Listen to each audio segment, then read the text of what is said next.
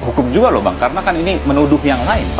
Ya, memang betul karena ada faktanya. Oh, Abang punya semua itu? Ada dong. Bahwa ini menyebutkan ajudan dan sebagainya. Dan disebutkan oleh Yosua. Ada di sini semua, nanti saya tunjukkan. Boleh Abang tunjukkan sedikit. Baik. Ada percakapannya di situ. Oh, ini lengkap juga di. Siang malam saya bekerja untuk mendapatkan itu. Nah, ini dia waktu dia curhat dan menangis ini satu bendel nih. Ini yang Juni ya Bang ya, 21 Juni. Iya, yang dia menangis itu. Oke, udah banyak juga foto-foto itu. Iya. Saya perlihatkan fotonya saja Bang. Oke, iya. Saudara. Dia ini pria, anggota BRIMOB, polisi. Menangis seperti ini, kira-kira ada apa? Ini sampai kekasihnya juga menangis juga mendengarkan curahan hatinya. Pengancaman ini berlanjut lagi ke tanggal 7 Juli 2022. Dia dibantai 8 Juli. Jadi yang foto ini ancaman dibunuh. Ini Juni akhir. Berulang lagi 7 Juli dia nyampaikan lagi ke pacarnya, ke Vera Simanjuntak bahwa dia akan dibunuh. Akan dibunuh dia. Artinya 1 hari sebelum dia meninggal.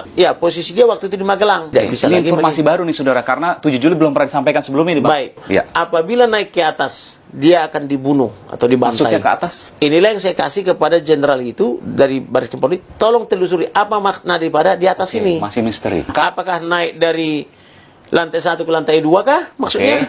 Ataukah ada isu yang lagi berkembang kah? Atau apa kan gitu. Nah, besoknya pagi-pagi dia masih mengomentari WhatsApp-nya keluarga. Keluarganya dari Jambi sedang ziarah ke Balije, Sumatera Utara. Ayahnya, ibunya, kakaknya, adiknya. Tiap kali dipotret kampung halamannya, masuk dalam WhatsApp grup fotonya, dikomentari sama almarhum. Komunikasinya itu sangat interaktif sampai dengan jam 10.58. Setelah jam 10-an ini, dia izin bergeser ke Jakarta mengawal ibu dan rombongannya. Nah, dia bilang perkiraan sampai 7 jam. Kalau perkiraannya 7 jam di jalan, berarti dia nyampe di Jakarta itu harusnya jam 5 jam 18 atau jam 17 jam 18. Akan tetapi jam 16 saya temukan fakta ada 23 miss call dari almarhum ke pacar, tak terjawab.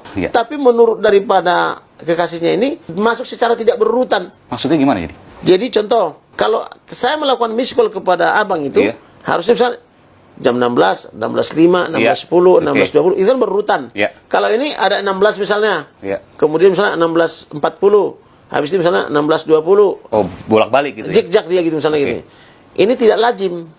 Berarti ada dugaan kita ini handphone sudah dikuasai pihak ketiga. Nah, ketika sampai dari rumah, aku sudah sampai di rumah bang. Itu masih di-read, tapi tak terbalas. Sejak itu apapun yang di WA-kan oleh sang kekasih ini, itu tidak lagi masuk, tapi sudah menjadi centang 1, bukan centang 2 lagi. Centang birunya jam berapa itu? Kurang lebih 16.15 kalau nggak salah itu. 16.15. Padahal masih tertawa-tawa kalau menurut CCTV Komnas HAM.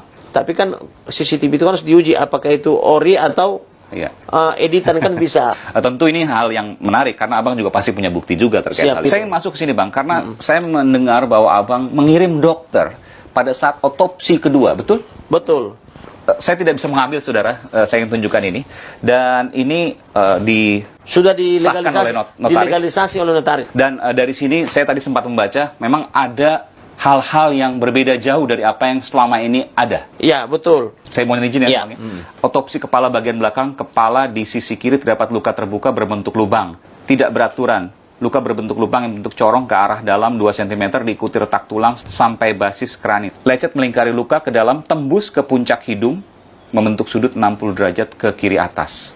Itu akibat luka tembak dari belakang sejajar jebol ke hidung. Satu sejajar? Sejajar. Jadi dari belakang? Ditembaknya dari belakang, tetapi ada... Tembus ke depan?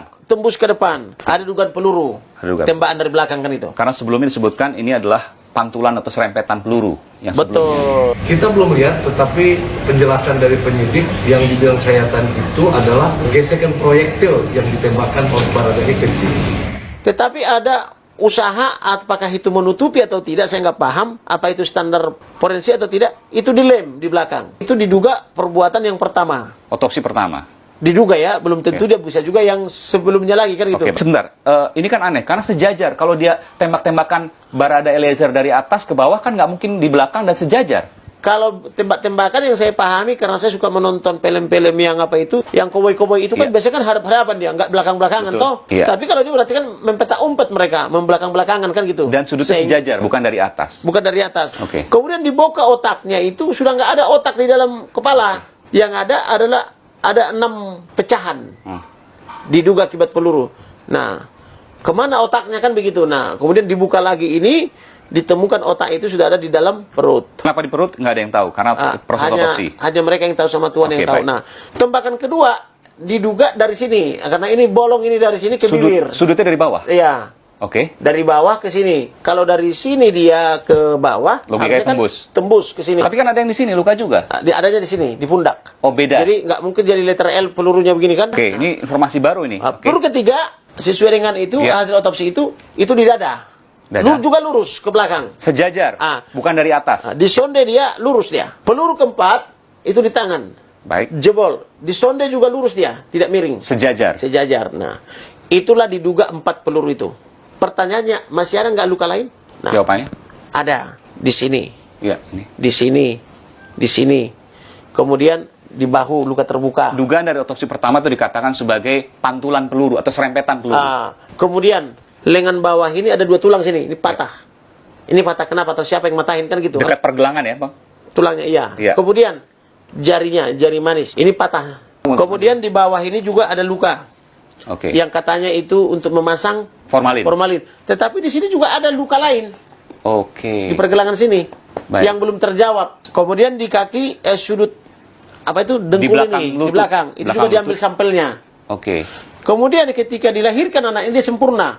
Melamar polisi juga sempurna, makanya dia diterima kan gitu. Baik. Tapi ketika mati dia kaki ini tidak bisa lurus lagi. Entah apa penyebabnya. Iya.